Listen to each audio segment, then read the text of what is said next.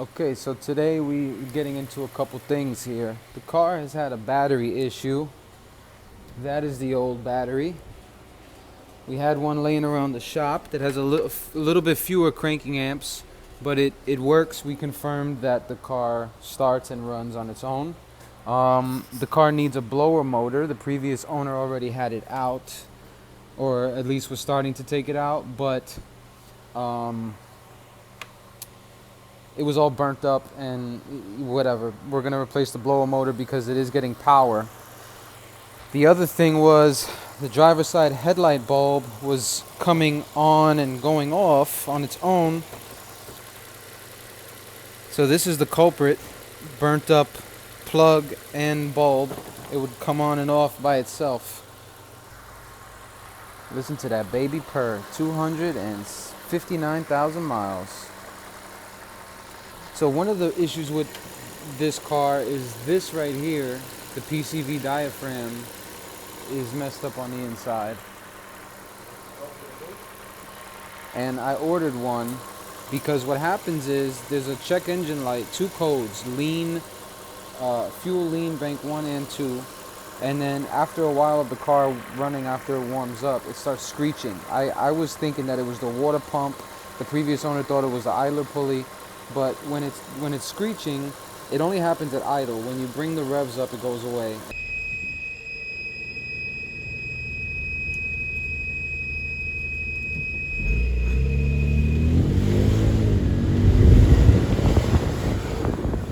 As that happens, if you remove this, you hear all the air.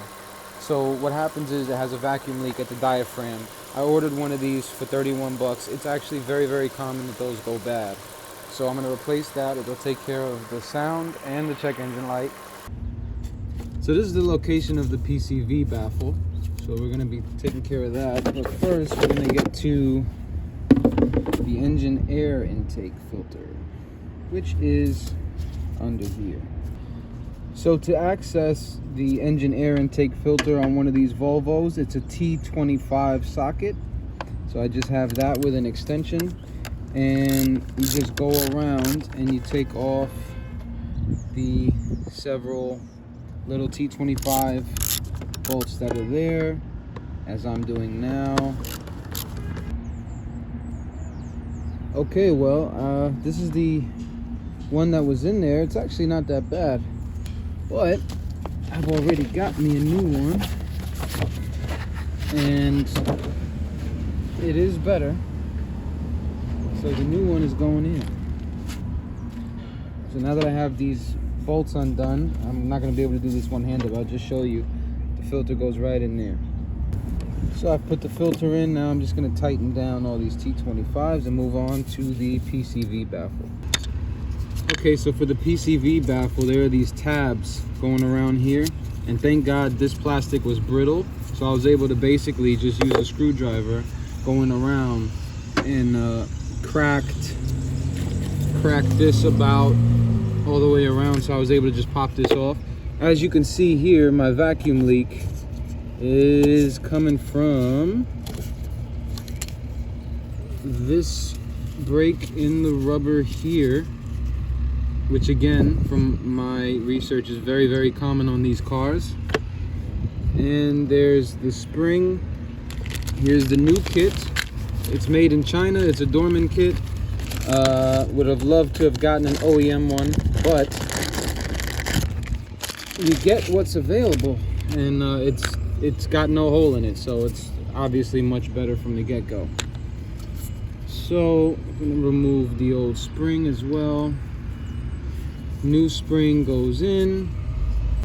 Okay, so this black part goes facing the spring. You push this down, and then you put the cover on top of it. And that is now the new PCV baffle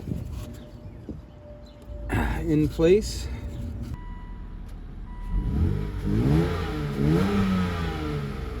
Slight little exhaust leak, but the car runs well.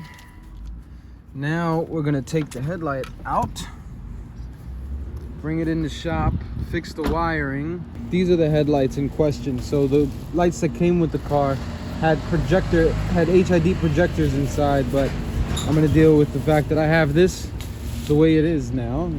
I also have a daytime running light failure, which I'm not worried about. See, look how easy that was. And then simply pull the headlight out. It's the easiest headlight to remove. It's really cool. Let's get this in the shop and check out the wiring and everything. So that's in, the engine air intake filter is in. I have the headlight out. I'm about to mess with the wiring, but we're gonna actually just get this reservoir off now and put the new one on. And I forgot, I also have to replace this and this, which we're gonna do today as well. All right, so I got the hoses off. Now the reservoir just lifts up. Okay, just needed a little persuasion. So the reservoir lifts up. Now I'm gonna undo that hose, unplug that plug, and swap this stuff over to the new reservoir. Okay, the new reservoir is in. I had to switch the sensor over from the old bottle to the new bottle. The old bottle has a pinhole somewhere in here that was spraying out all over the place. So new one's in, got to replace the cap, got to fill this back up, put the hoses back on with new clamps, and then it's on to the blower motor.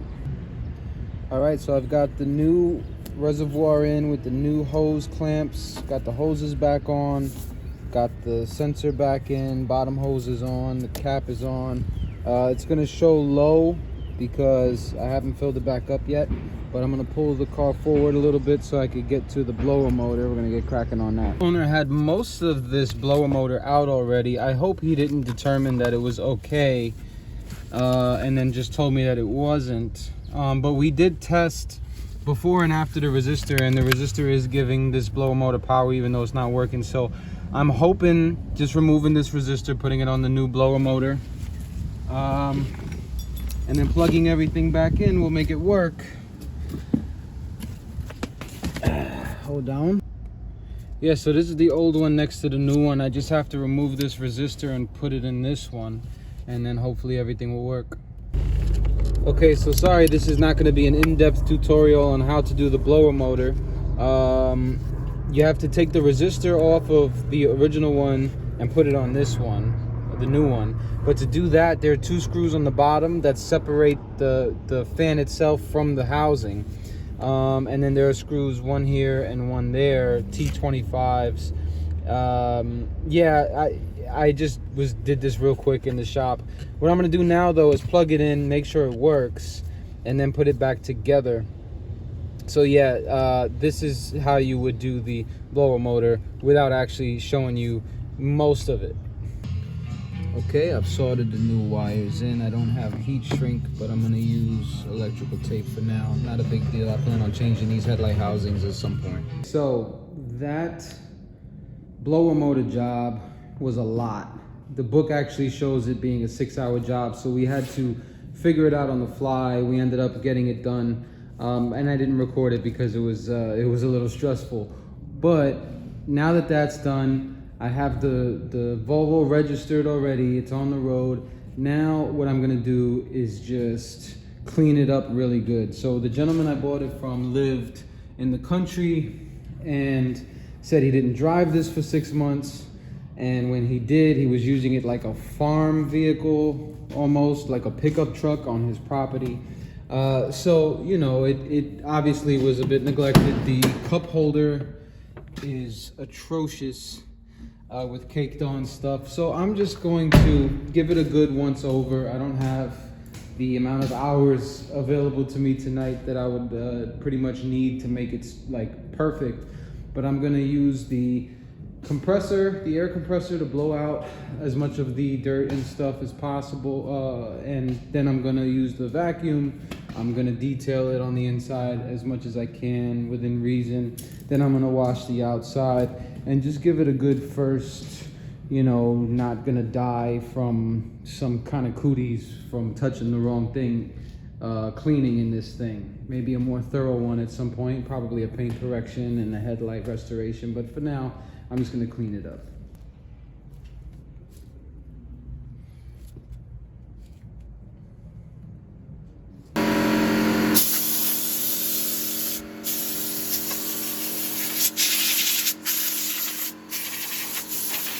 just using compressed air to blow out that interior was crazy.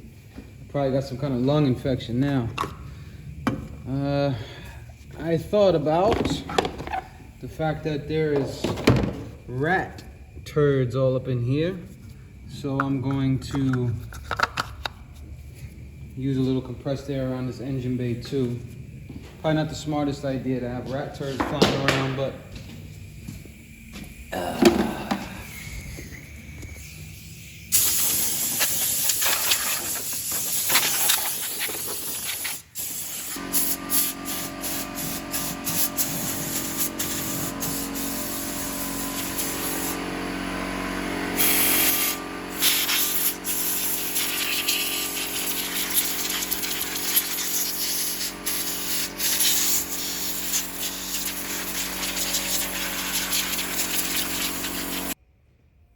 my face just took a rat turd bath, but the top of the engine is clean, so there's that.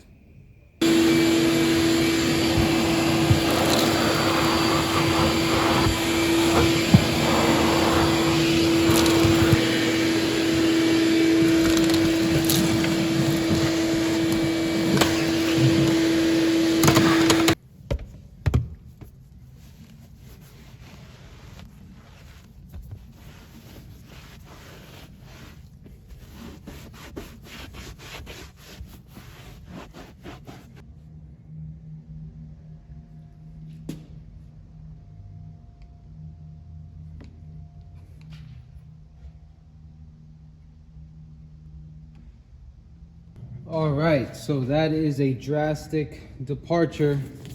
I don't think I showed the third row before, but this was horrendous. This is a drastic departure from what it was before, and this is just a quick deep clean, if that makes sense. Certainly not very thorough, but it did cover cleaning all of the surfaces. Now I just have to do the windows, and I'm gonna do the exterior, but it's what about an hour and a half of cleaning a disaster looks like.